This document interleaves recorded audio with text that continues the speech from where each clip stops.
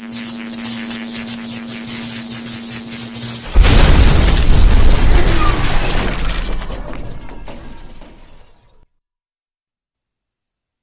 everyone, Unforgiven here with another GIMP tutorial. Today we'll be going over two different methods for creating fire or a fire effect within the GIMP program. One being a static image and the other being an animated one. If you don't already have the program, you can download it for free. It is a free open source program and you can find it at GIMP.org. There will be a link in the description below. So first off, we are going to start by opening up our GIMP program. Okay, now I am going to, for the first method here for creating a fire effect, I'm going to want to put that on a background just to make it look a little better for this tutorial. So I am going to open an image I already have.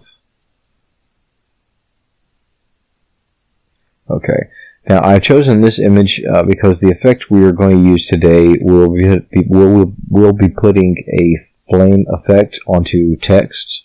However, this effect can be put onto any object that you can place into the background as a separate layer. And you'll see exactly what I mean here momentarily. So first I am going to zoom in just a bit here so we can see what we're doing. And when I create this effect, it tends to have a blackness to the, or a dark on the top of the effect. So I am going to place the text that I'm going to create into this black area over here so that it actually doesn't show up and it creates a better effect in the end. And you'll see what I'm saying here in just a second. Okay. First, I am going to start by going into my layers box, and my background image is right here, and I am simply going to duplicate that image by going underneath to the duplicate button and pressing that one time, and now I have a copy of my original background. I do this just so I can do any kind of work onto a copy, and I'm not messing up my original, just in case I ever have to go back for any reason. Okay. Now from here, we're going to want to add text. So I am going to come to my toolbox and select my text tool. And coming over onto the image, move this box out of the way a little bit. I am just going to draw a nice little box here, about yay big. Okay. Now, for the font, I am going to change the font to a bold font so it sticks out a little better. And the size, I am going to change to, say, about 25. And my box is in the way. The color of the text right here can be changed just simply by clicking on that, and we'll bring up your color palette box. And I am going to choose just a nice reddish type of color. At this point, the color doesn't matter so much. I just want something that's going to stick out on the dark background that I've chosen. So I am going to just pick a nice reddish color. Click OK there. And start typing.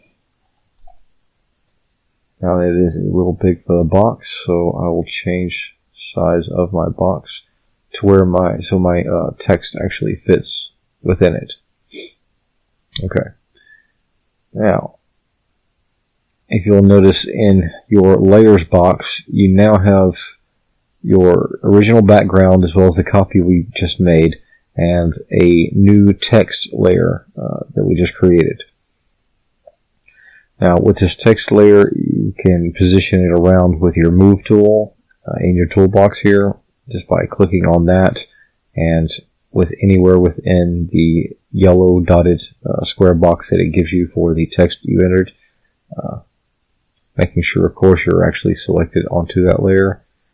So we're going to make sure the text layer itself is highlighted before we go doing any type of moving, since that is what we are wanting to move.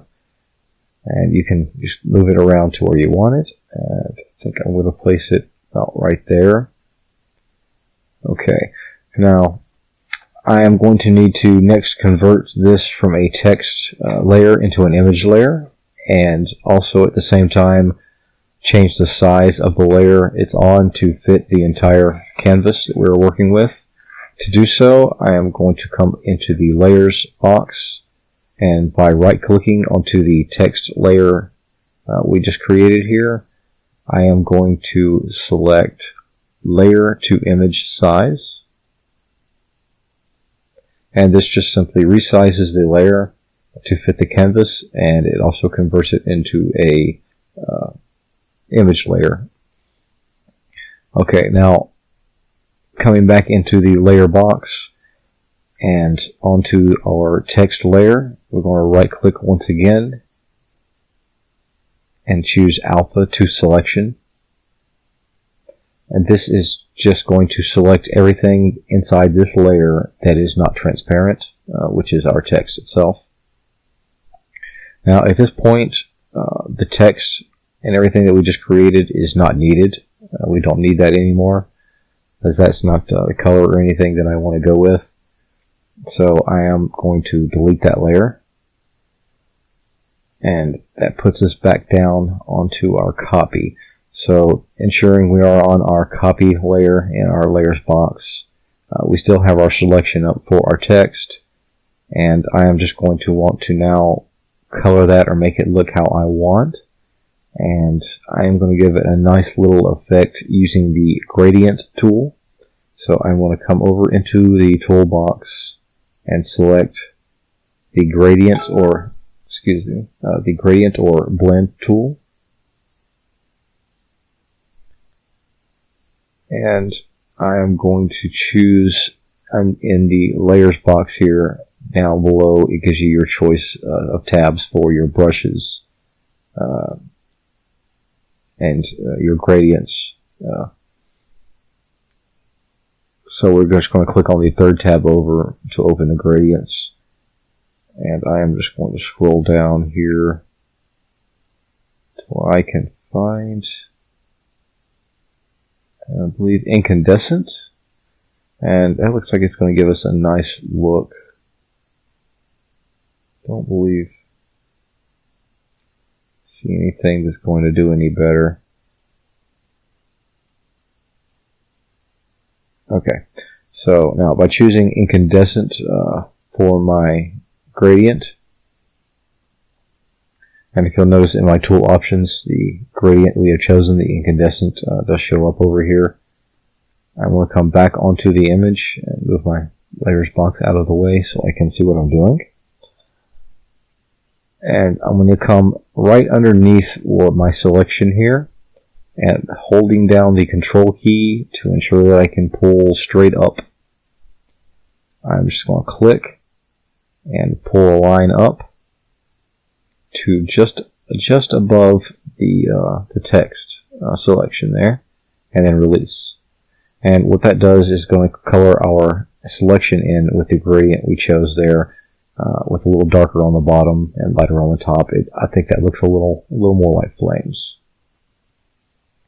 Now, since we're working on a layer that has our text on it as well as this background here, we don't want to do anything with this background when we go through our rendering filter for flames.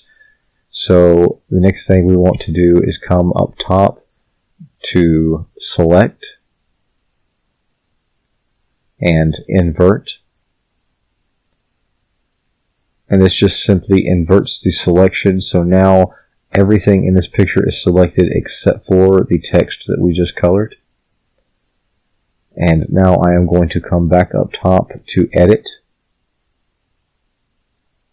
and cut. And you'll notice that cut everything out of our picture there. But one mistake I did make here, and that will be a simple correction. You notice when I cut it out, everything turned white. To fix that, if you come back over to the copy layer that we're working on and right click, add alpha channel, And once you have done that, you can come back up top again to edit and cut. This time, if I turn off the bottom layer and make it invisible, so now we're only seeing the layer we're selected here, you see we deleted everything except for our text. So now I can come to the top to select and none. We deselect everything there. And once again, ensuring that I am selected onto my text layer in our layer dialog box here. Come back up top to filters.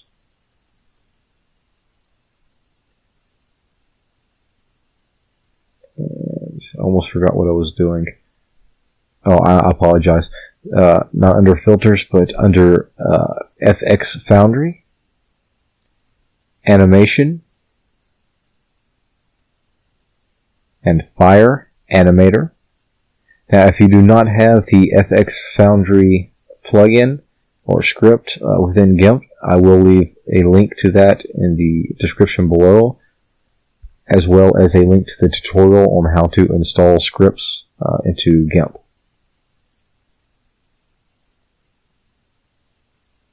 That will bring us up this window here for our Fire Animator script foo. The number of frames is by default set to 15. You can play around with these values all you want and change it around to fit your needs. But for now, I'm going to leave these values alone. The gradient I'm also going to leave alone. This is the color scheme it's going to be using to create the fire. However, I am going to check the box next to Use Background. And underneath where it states the background, there is a drop-down box. I am going to open it and choose the background layer that we currently have here. And click OK. And just give that a moment to run. The more frames you enter in here, the higher number you enter in here, the longer it will take to run this script. However, for the most part, GIMP is a very lightweight program and runs rather quick. It doesn't bog down your PC like most visual effects programs do. We'll just give that a moment, and there we go. Okay, and this is what it has created. And if I zoom in just a bit here, now I can play around with this a little bit more and make it look a whole lot better. And actually, I think I will do one thing to make that look better. I'm just going to close that out and come back to our original that we were working on. And on my layer that my text is on, I want to make sure that is selected. And I am going to come up top to filters. And I'll take that back. I am going to come across to Script Foo and Layer Effects, Bevel and Emboss. Once again, if you do not have the Script Foo Layer Effects script, I will leave a link in the description below for this as well. Okay, the Bevel and Emboss Script Foo window will open up once you click that. I am going to leave this set to outer bevel. That will give me a bevel on the back side of my text here, and it will be a slightly lighter shade. If I were to do an inner bevel, it would put the bevel onto the front side, and it would actually have a light or white look to it. Other than that, I'm going to leave most of the settings alone. Highlight and shadow colors we want to leave alone. However, we do want to change the highlight opacity and the shadow opacity all the way to 100. Click Merge with Layer. Make sure that box is checked there. If you don't, just when you're done, you'll just have a whole bunch of extra stuff over here that might just confuse you. So we're just going to tell it to merge it all down and click OK. That might have been a little much there on the bevel. but you can see the basic effect. So making sure that layer is highlighted, I'm going to apply the flame effect once again. I'm going to FX Foundry Animation Fire Animator.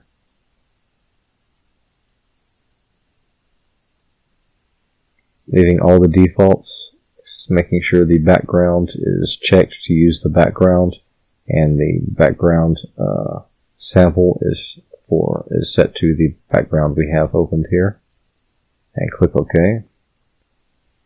Give that one more moment. Hopefully this one will turn out slightly better. Now, I promise you this is the longest part of the tutorial. The static fire part will be a lot shorter, and I think it actually looks a lot better in the end than this one. I just wanted to give out a couple of different options. Okay, actually this actually looks a little better than what we had before. And now you can see that I have created nice text, my channel name Unforgiven here, with a flame effect. Now, like I said, this is just one method of creating flames within GIMP. Now, this is animated as well, so I could just save this one frame here and as a JPEG, a bitmap, and just use it as this. You can also save this as an animated GIF to show you what that looks like when it is animated. You can come up top to Filters, Animation,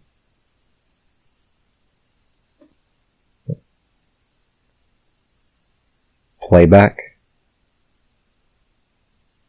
I will open up in another window for playback and just hit play, and you can see we got our flames going pretty nice there. You can see the full effect of that filter we just ran. That's a pretty nice effect overall.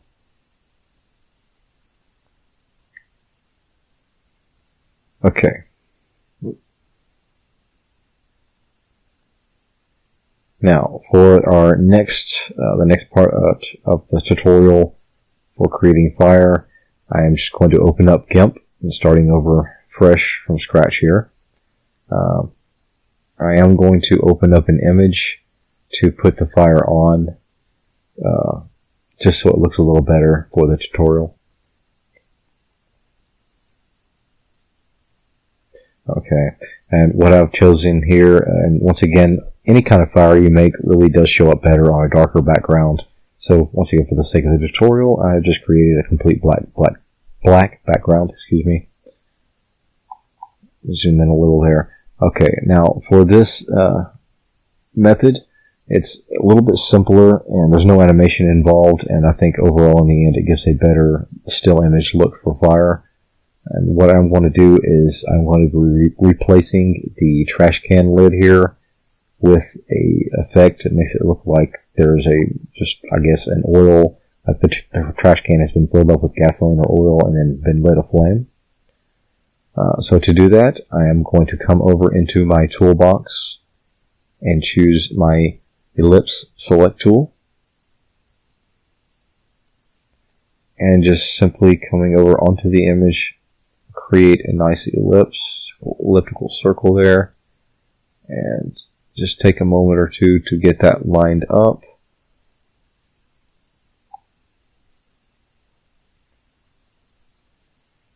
And I want to do the best job I can to get this just inside the rim of the can.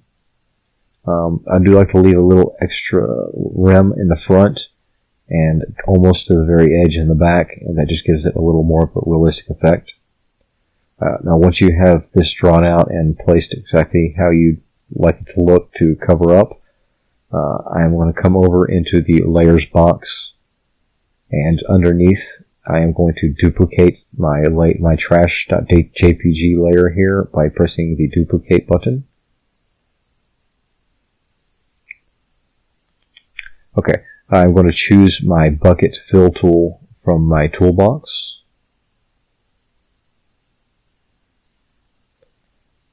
And in the tool options, I'm going to make sure that fill hole selection is checked.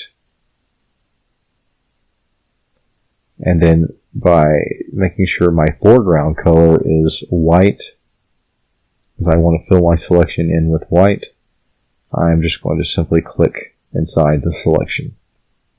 Okay. For the next part, we want to come up top to select, and we want to invert the selection. And coming over into the layers box and onto the copy of the background we just made that we're working on, I want to right click, add alpha channel, and then you can simply hit the delete key, or you can come up top to edit, cut, and if you hide the bottom layer, you'll see you're left with nothing but the white oval circle that fits perfectly over the trash can. Okay, now once again, making sure the trash copy layer here is selected, I am going to select None, Filters, Render, Clouds, Difference Clouds. This box will pop up for solid noise. There is one small change you need to make here. Click the box next to Turbulence. This will give us a nice, well, with darker swirls. And click OK.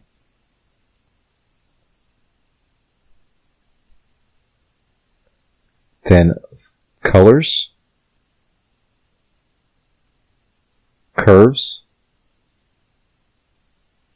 You will get this curves box that pops up, and you're going to want to come directly into the center here, and by using your left mouse button, we're just going to simply drag this line directly to the bottom and click OK. Come back up top to Colors, Color Balance. And inside here we have 3 ranges that we can adjust, and we're actually going to be adjusting all 3. So we will start with the shadow. We're going to move the top slider for cyan and red all the way to the right, and the bottom for yellow and blue all the way to the left. Coming back up, clicking on the midtones, we're going to just repeat by turning the cyan red to the right and the yellow and blue to the left.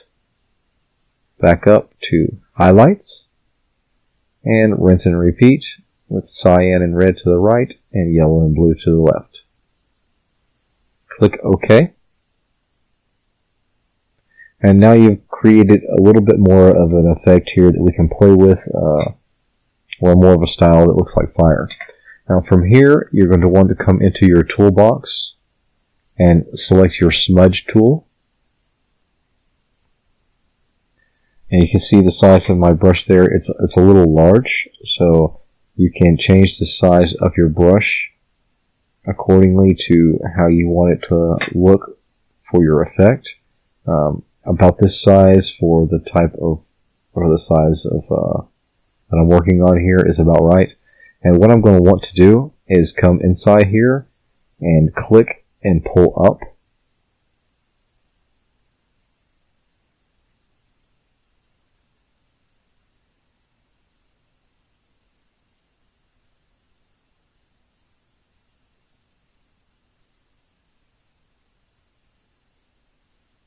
And as you do this all the way around,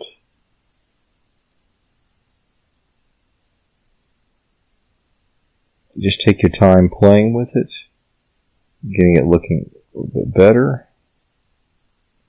So the more time you take to and actually play around into making your flames, the better you can make this look. Okay, now that we got that looking pretty good, it looks pretty realistic to me as far as I'm concerned. That is just about it. There is one other step that we can do to make this look just a little bit better. It's something that you could have done at the very beginning. However, it did slip my mind, but we can go back and do that now. And that is to remove the trash can lid itself from the image so that the fire kind of sits in there a little better, and we can make the lid come through and show through the fire somewhat, and I'll show you how in just a moment. So to do that, we're going to want to first come into our layers box and select our main background image. And we're going to want to duplicate that once again with the duplicate button.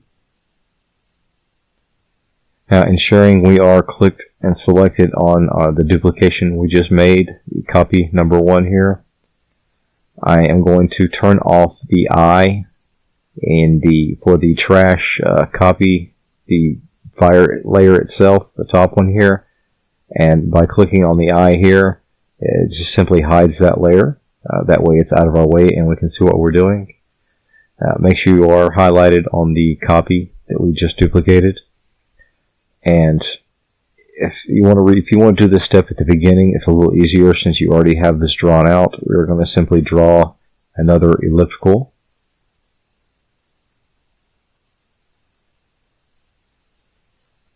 Okay, and once you get that looking just about right, basically like it was at the beginning when we first created it, you're going to want to come over to your toolbox and choose the fill bucket.